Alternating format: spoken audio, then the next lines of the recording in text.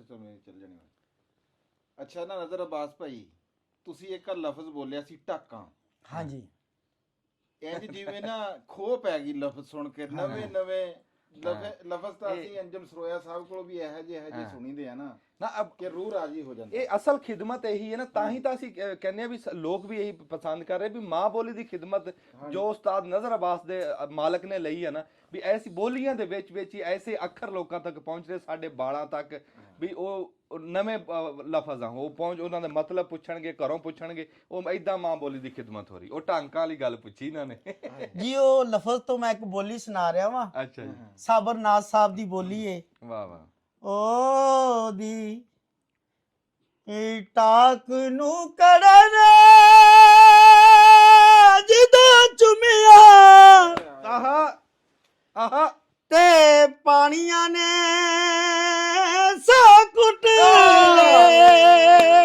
Master ਜੀ ਵਾਹ, ਕੀ ਬਾਤ ਹੈ, ਕੀ ਬਾਤ ਹੈ, ਮਾਸ਼ਾਅੱਲਾ। ਹਾਂਜੀ ਵਾਹ ਵਾਹ ਵਾਹ ਵਾਹ, ਕੀ ਬਾਤ ਹੈ ਹੁਣ ਜੀ, ਪਤਾ ਲੱਗਿਆ ਨਾ ਵੀ ਢਾਕ ਜਿਹੜੀ ਆ ਹਾਂ ਵਾਹ ਵਾਹ, ਇਹ ਕੀ ਆ। ਹਾਂ ਦਬੀ ਕੀ ਬਾਤ ਹੈ, ਵਾਹ ਵਾਹ ਵਾਹ ਵਾਹ, ਕੀ ਬਾਤ ਹੈ, ਕੀ ਬਾਤ।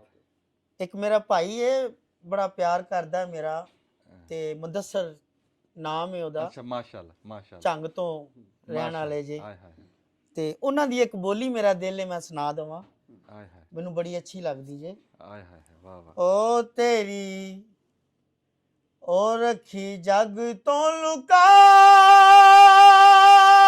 ਕੇ ਮੈਂ ਗਾਨੀ। ਆਹਾ ਵਾਹ ਵਾਹ। ਓ ਸਜਣਾ ਰੱਖੀ ਜਗ ਤੋਂ ਲੁਕਾ ਕੇ ਮੈਂ ਗਾਨੀ। ਆਏ ਵਾਹ ਵਾਹ ਵਾਹ। ਹਾਂ ਮਾਣੂਆ ਮਾਇਆ ਰੱਖੀ।